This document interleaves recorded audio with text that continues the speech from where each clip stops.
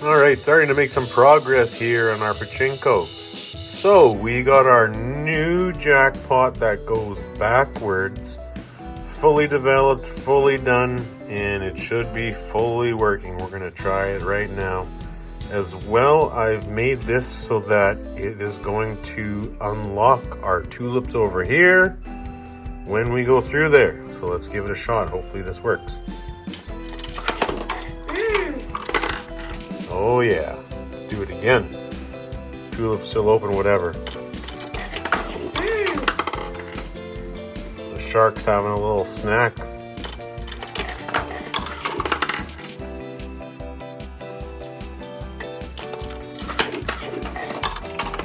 Very nice.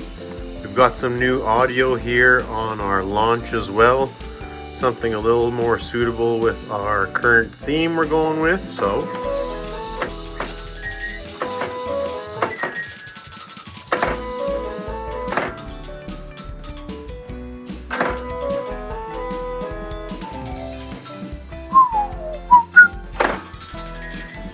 And our baby shark wire, switch wire is right here, should be ready to go, and this thing is ultra sensitive. So if I just touch it the wrong way, it's probably going to engage our baby shark, and it is loud, might I add. Oh yeah. Alright, we're going crazy on this game right now, and I can tell it's just about to go into fever mode. So let's feed the shark here at the top.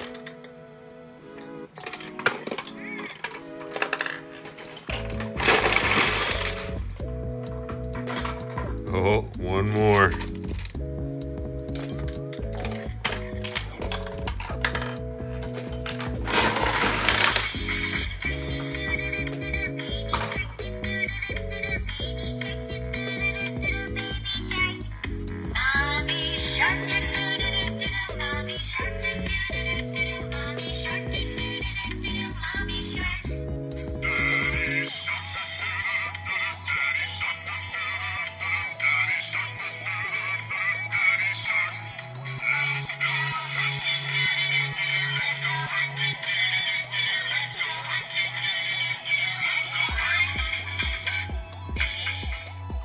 I got impatient waiting for my sensors and switches from Amazon, so I ended up buying one locally. I ended up changing the way that this jackpot is going to go. So you can see now we've got a micro switch on here with a long lever on it. And we've got our guide rail or deflector that's going to push it around the top of that fixture, usually going to our right. Then it's gonna swivel or drop from there and go down. But this one is actually live right now. We're ready to go.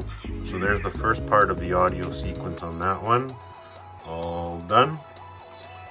And that ramp is done too. Just waiting on parts here. Waiting on parts. Alright, made a few changes here on some of our audio.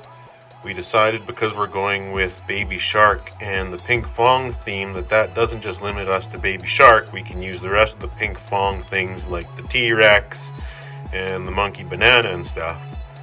So although it's primarily going to be Baby Shark, it's also going to be the other Pink Fong fun themes as well. You can see here I added a 10-volt terminal now.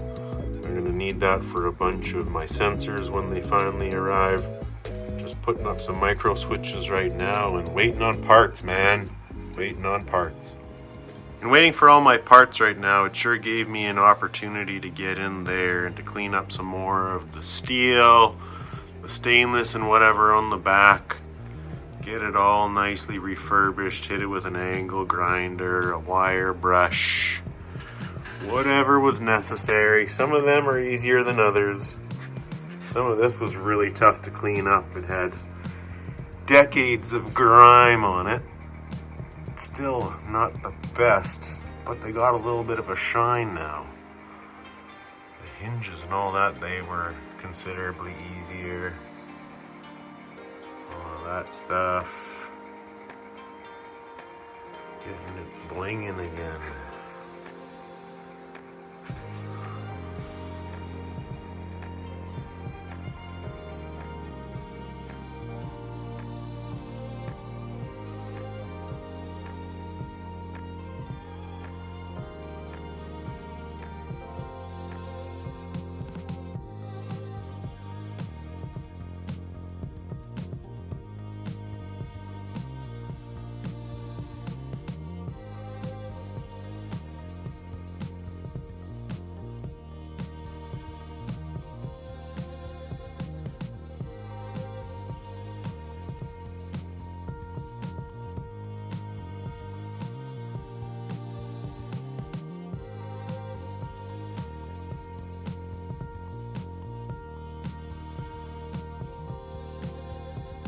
Alright, some of my parts arrived from Shenzhen just recently. I had these ones on Express.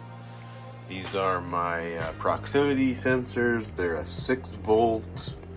So that means that they are an active sensor. They require a supplied voltage, and because they're 6 volt, we have to make things interesting here with our Uno.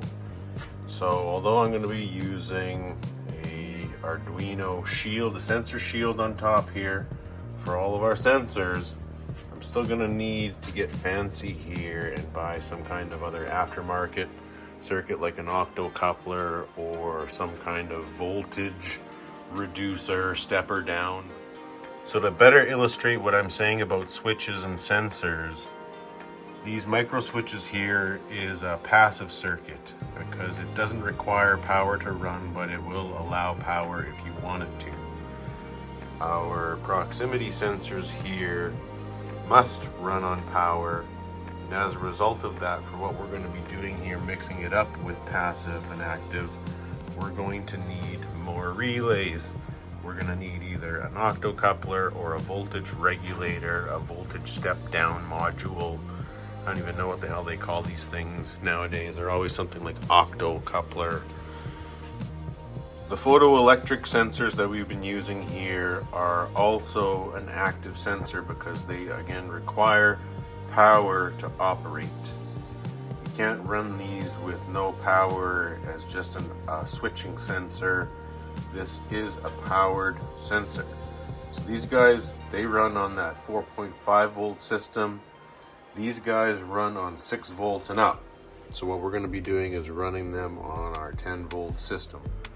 So you can see now that we're starting to dig out a recess or bore a hole into the backside of the playboard here. And that is because my sensors here, I knew that they were just a tiny little bit oversized. So my design idea was that we were going to put them in a tiny little recess, and they're going to mount real nicely like that. So I don't even have to go back a millimeter. It's like 1/2 to 3/4 of a millimeter is what it is. And I've got one hole right there bored out and ready to go. So we're going to start mounting some of these, and whatever sensors we need, whatever sensors have arrived, should I say. I use these Photech solid state relays here for just about any and all of my projects that I'm into. When I need a reliable relay, it always does the job. But the problem with them is that they're big and bulky. So you can see in comparing here 2 of my relays that I normally use to 2 Arduino style or microchip style relays, how you really crunch things down. You can buy relay boards. You can buy all sorts of crap for these things. Damn well, make anything you want. For our application here though, I'm going to be using shields because they're already dialed right in to make things easy to use with our 3-pin connectors. So it's as simple as giving the sensors all power, stepping down or adding an octocoupler to our existing hardware here. And then I can also add a shifter. What the hell do they call these things now? A shift register when we all get set up so that I can run it with even less cables. But this shield here is going to work real nice because it's got pretty much everything I need ready to go on it. Simple as popping it on top like that. Boom, done. I spent a whole lot of time here on making sure that our back door opens properly and everything is all tethered off. I started with all of the old wiring. I had a couple lights that you had to fiddle around with them in getting the door closed sometimes. So everything's all nice and clear now. We're cleaning it up, running all the wires better. Everything that's got to be able to move has to be tethered so that the door can open. And I know you can see some of our new sensors in here now as I've been mounting them. So it's a process of tethering, finding the best way to run the cable so that the door is fully functional and can still be opened and closed with ease. We don't want to be messing around with it every time.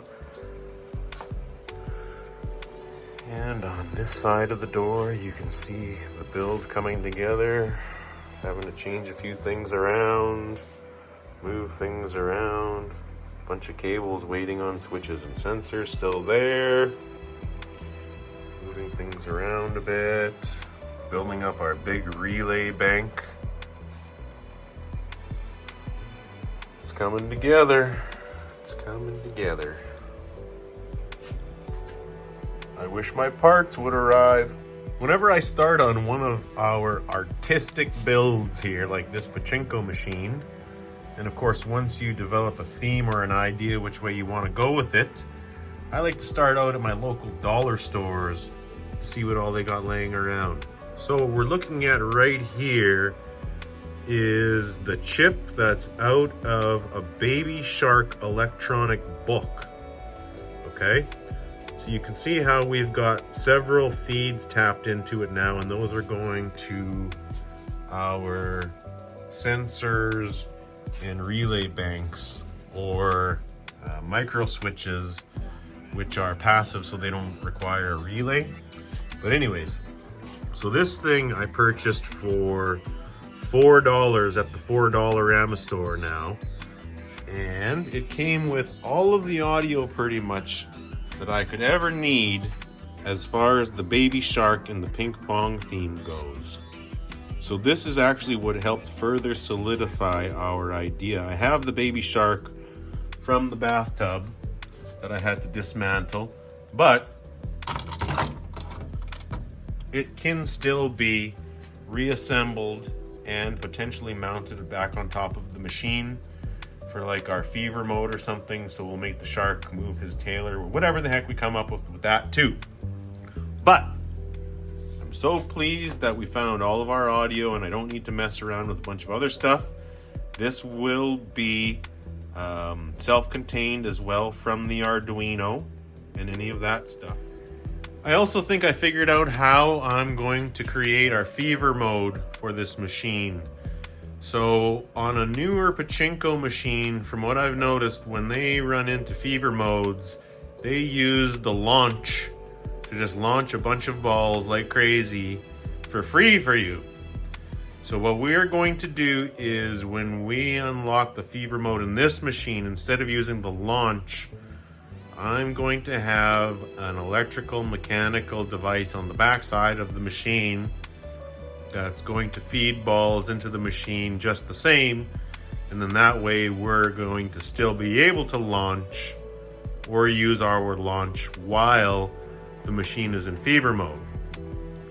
All of our sensors and switches here are all going to be set up so that no matter what they're actually connected to right now, everything in that regard ends up in this area, and we're probably going to end up mounting our Arduino somewhere in here, somewhere in there, depending on how big it is, but it's all going to be in that general area.